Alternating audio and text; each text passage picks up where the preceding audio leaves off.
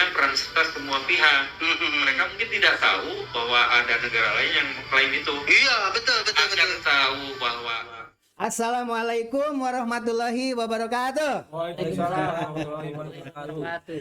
Alhamdulillahirabbil alamin. Hari ini kedatangan tamu bulan ini berturut-turut ya dari PLT Bupati Bekasi. Kemudian kemarin ada Pak Awan dari Provinsi Jawa Barat.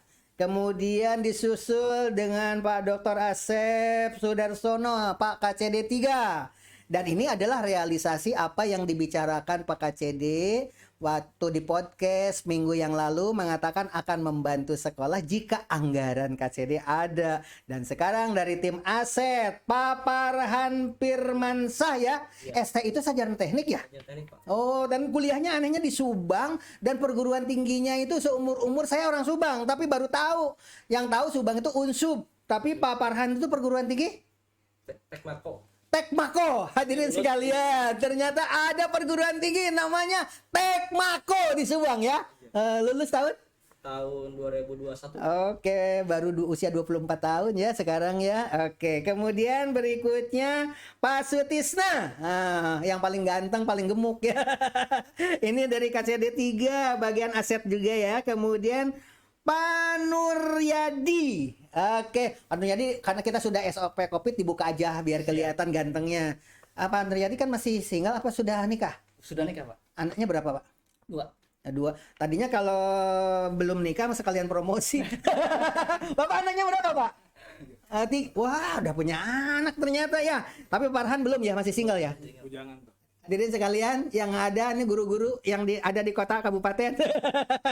Canda ya, tapi betul-betul memang Pak Farhan ini masih muda. Belia calon kepala dinas kayaknya ya. Mudah-mudahan, amin. Karena usia muda, bener-bener muda. Ini baru 24 tahun ya. Sekarang kerjaannya luar biasa. Kita tonton dulu Pak Farhan, Pak Sutisna dengan Pak Nuryadi. Kita nonton video dulu ya. Oke. Bahwa beliau kan tanya kunjungan kelas ada berapa ya? Ini ke suaranya masukin di situ bahwa ini jumlah kelasnya hanya ada 8, sementara siswa yang ada 20 rombel. Apa rasanya itu? Bisa di belakang ini biar tidak usah ngomong, ini diambil gambar ini. Sekarang mau nyari ini, Bu ya? Mau nyari yang sofa, yang olimpik. Yang tadi di sana. Oh, ya. Yang lemari kayu.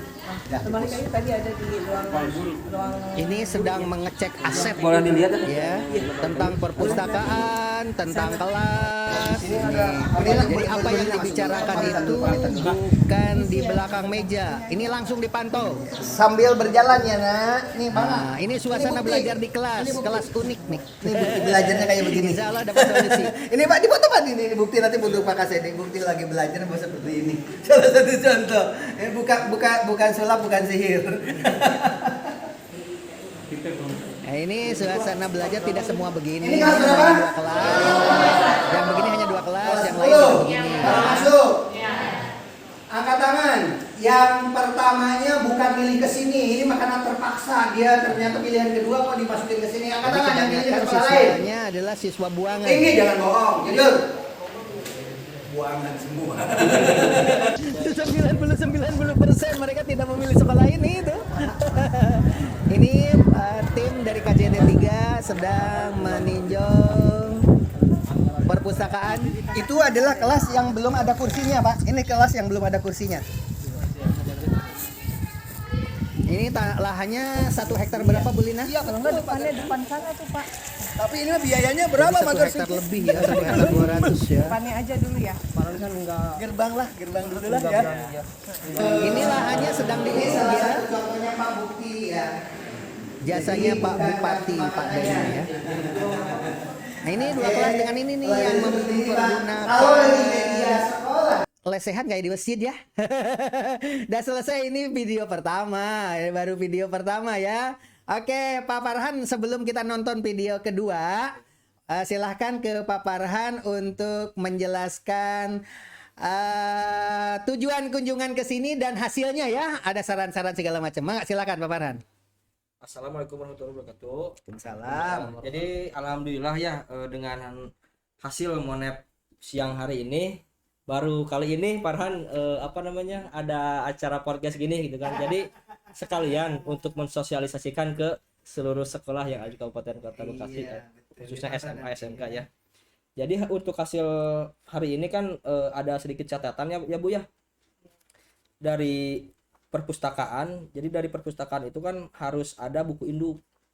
Jadi buku induk itu apa namanya pendataan buku yang masuk ke perpustakaan. Ini berlaku untuk semua ya? Untuk semua Pak. Jadi ketika nanti pembelanjaan dari aset atau dari bendahara masuk ke perpustakaan itu harus didata. Jadi harus ada pembelanjaannya berapa, jumlah masuk bukunya berapa. Jadi biar ada. Misalkan kalau misalkan jumlah pembelanjaannya 100, tapi yang masuknya 98, yang duanya kemana gitu. Nanti biar lebih detail lagi. Itu yang ke satu ya Bu ya. Yang kedua di sini ada pencatatan buku yang rusak. Nah. Ya. Jadi untuk pencatatan buku yang rusak itu tugasnya perpustakaan untuk mencatat buku yang umur ekonomisnya udah 10 tahun sampai 5 tahun lah. Dan 5 tahun ya udah kadaluarsa, udah tidak layak pakai. Gitu. Dua kan belum 5 tahun Pak, belum Iya. Sekolahnya belum usia itu. Belum ya. Oh, berarti Aja ngomong justru supaya tahu. Iya. Kan supaya tahu. Oke, lanjut. Ya dari kondisi buku juga misalkan ada yang rusak berat, bisa dicatat di orang perpustakaan mencatat buku yang rusak, nanti disetorkan ke ibu. Jadi biar sirkulasi bukunya itu biar berjalan, ada buku yang masuk, ada buku yang keluar gitu. Jadi jangan sampai buku itu bertumpuk di satu tempat gitu kan. Bayangkan gitu kan Pak ya, ketika buku tiap bulan atau tiap tahun beli tanpa ada pengeluaran, nanti penuh gitu kan. Dan sayang juga buku yang udah rusak gitu kan, nanti takutnya tercecer, hilang atau kena rayap, nanti hilang gitu Pak ya gitu. Itu masukannya ya diantaranya itu. Ada lagi. Nah di sini ada yang pencatatan stiker untuk aset. Stikernya ditempel di mana itu? Stikernya ditempel di tiap aset. Nanti kan itu dari stiker itu kan ada ini ya, ini Di lemari, di kursi, di kulkas, di laptop juga sama ya. betul. Meja, bangku semua ya. Jadi ini kemarin instruksi dari BPKAD ternyata untuk stiker itu kan sekarang kemarin hasil ke sekolah-sekolah pada bikin beda-beda Pak. Jadi dari stiker itu pada bikin masing-masing satu sekolah. Lebih baik sekarang tunjukkan ke kamera kayak mana bentuknya. Nah, ini hadirin sekalian. Itu stiker itu satu ya. Ini ada logo Provinsi Jawa Baratnya. Dinas Pendidikan Provinsi. Dinas Pendidikan Provinsi Jawa Barat. Terus di bawahnya ada kotak-kotak itu. Ada kode di sini. Oh, ada kode. Ada kode. Nah, kodenya itu yang kemarin Farhan di-share di grup aset. Sudah di-share di grup aset ya. Aset, ya. Oke. Tata dulu Pak Farhan.